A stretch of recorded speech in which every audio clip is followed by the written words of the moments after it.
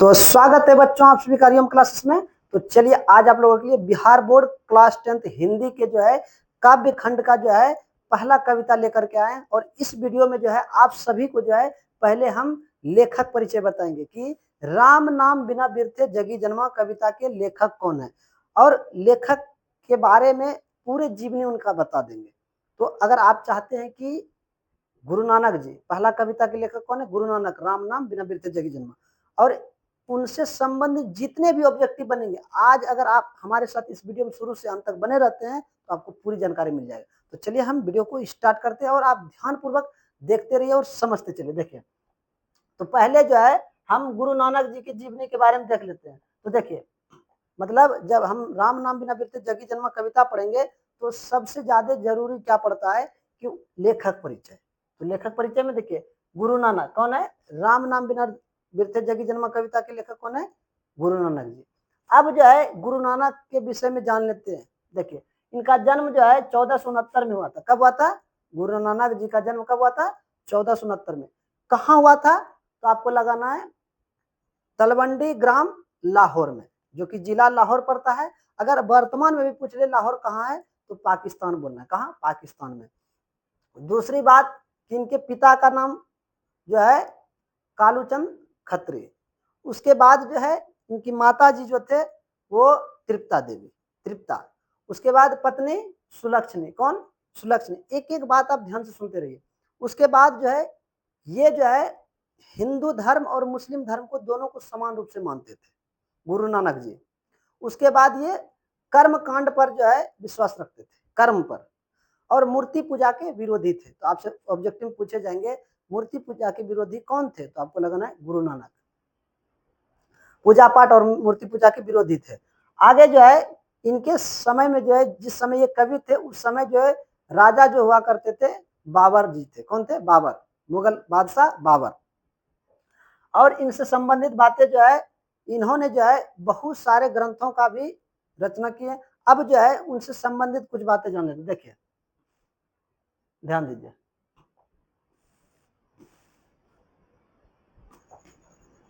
तो पहला जो है बात यहाँ ध्यान दीजिए कि गुरु नानक जी का जन्म 1469 ईस्वी में तलवंडी ग्राम जिला लाहौर में हुआ था। कहाँ हुआ था? तलवंडी ग्राम जिला लाहौर में। इनका जन्म स्थान जो है नान काना के नाम से प्रसिद्ध है। किस नाम से?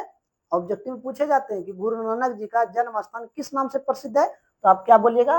नान काना, नान काना के नाम से प्रसिद्ध है। उसके बाद जो है इनके पिताजी का नाम कौन, क्या नाम था? कालूचंद खत्री। पत्नी तृप्ता और सॉरी माता का नाम तृप्ता और पत्नी सुलक्षणी। कौन?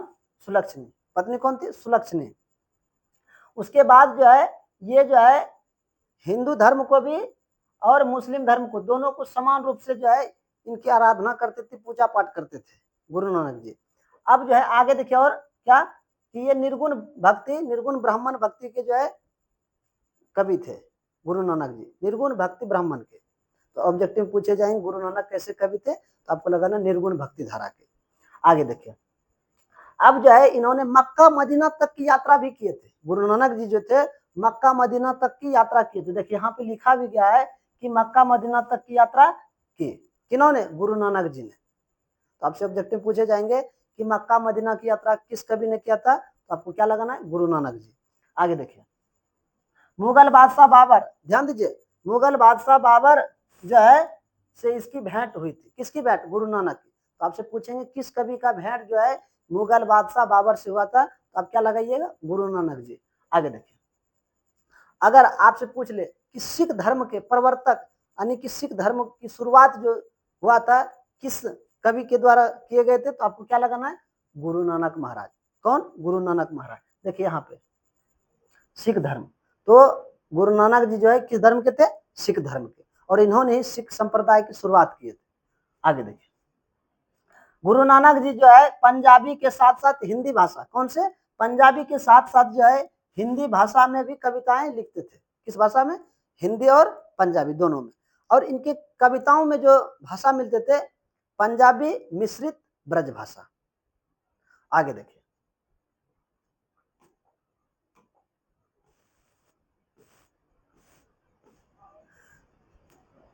आगे देखिए गुरु नानक जी क्या कहते हैं कि ये हमेशा जो है 3-4 बातों को हमेशा जो है महानता के रूप में व्यक्त करते थे। कैसे देखिए यहाँ पे कहा गया है कि इनके उपदेशों में जब भी ये कहीं उपदेश देते थे, उपदेश का अर्थ होता है प्रवचन सुनाना। आप देखते हैं सत्संग होता है तो वहां एक जो है साधु महात्मा बैठते हैं और आप लोगों को उपदेश देते हैं। तो उसी प्रकार जब भी ये उपदेश देते थे तो हमेशा कहते थे गुरु की महानता, मतलब गुरु को ही महान समझते थे, गुरु ही सर्वशक्तिमान होते हैं, ऐसा बात बोलते थे। दूसरी बात क्या कहते थे कि संसार की क्षण भंगुरता हमेशा। तीसरी बात ब्राह्मण की सर्वशक्ति मानता, देखिए ये हमेशा कहते थे ब्राह्मण ही सर्वशक्तिमान है। चौथा बात देखिए क्या कहते थे, ध्यान दीजिए, जपूजी महिमा। जप मतलब मन में जो जप करते हैं भगवान की मतलब गुणगान करते हैं, उन्हीं को सर्वश्रेष्ठ मानते थे। और ईश्वर की सर्वव्यापकता, मतलब ईश्वर ही सर्वशक्तिमान है, ऐसा ये हमेशा समझते थे। कौन? गुरु नानक जी इन सभी बातों को मानते थे। आगे देखिए अंतिम में जो है इनका मृत्यु जो है 1539 में हो गया। कितना? 1539 में। और जब ये मर रहे थे तो उस समय जो है अंतिम क्षण में ये बोले वाह गुरु, क्या? वाह गुरु कहते हुए मर गए। और जब ये मर गए तो इनकी जो है रचना जो है जितने भी इन्होंने कविता से लेकर कहानी से लेकर जितने भी दोहे लिखे थे सभी इधर उधर बिखर गया।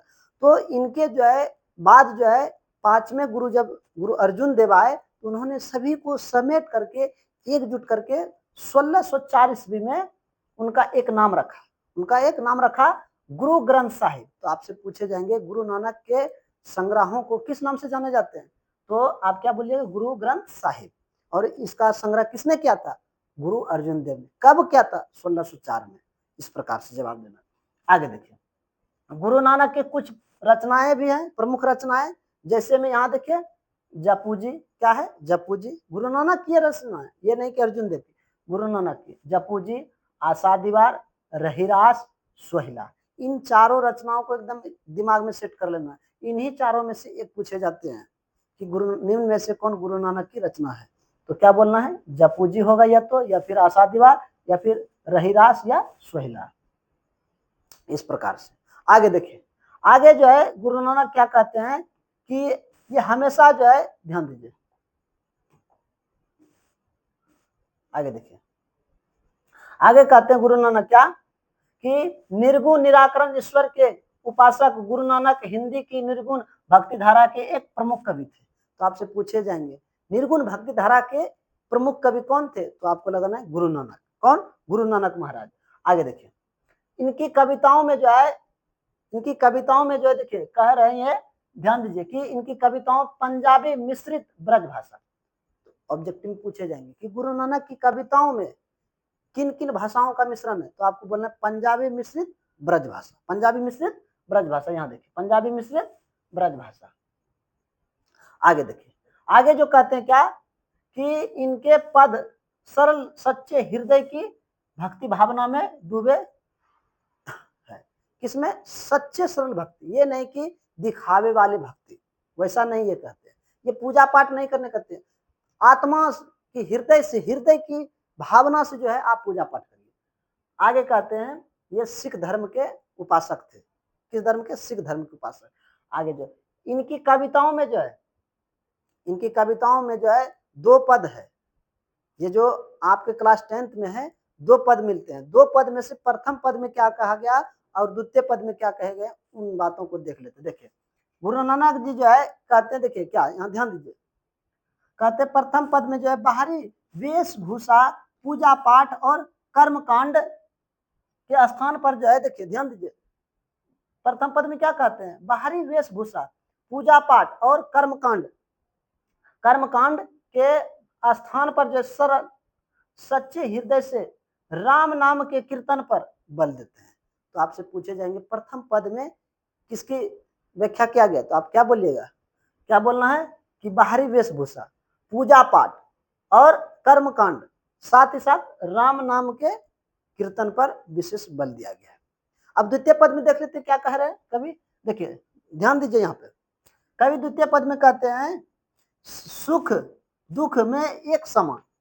आपके आपके ऊपर कितना भी दुख आ जाए और आपके अंदर मतलब आपको खूब सुख की प्राप्ति हो जाए, फिर भी आप हमेशा एक समान रहिए, दिखावा कभी मत कीजिए। और कहते शांति देकर व्यक्ति को जो है इस दुखमय जीवन के पार पहुंचा। देखिए इस प्रकार से कभी दूसरे पद में कहते हैं। तो अगर आप इन सभी बातों को ध्यान रखते हैं तो आपका लेखक परिचय से एक भी ऑब्जेक्टिव नहीं छूटेंगे। तो फिर से एक बार हम रिवाइज करवा देते हैं, देखिए ध्यान से, तो मेरे साथ बोलिए, गुरु नानक जी का जन्म कब हुआ था? तो आप क्या बोलिएगा? 1469 ईस्वी।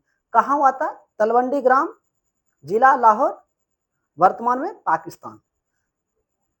पिता का नाम कालूचंद खत्री, माता तृप्ता देवी, तृप्ता सिर्फ बोलिए तृप्ता। उसके बाद पत्नी सुलक्षणी, और ये पूजा पाठ मूर्ति पूजा के विरोधी थे। उसके बाद जो है ये कर्म कांड में विश्वास रखते थे। हिंदू धर्म साथ ही साथ मुस्लिम धर्म दोनों को एक समान रूप से मानते थे।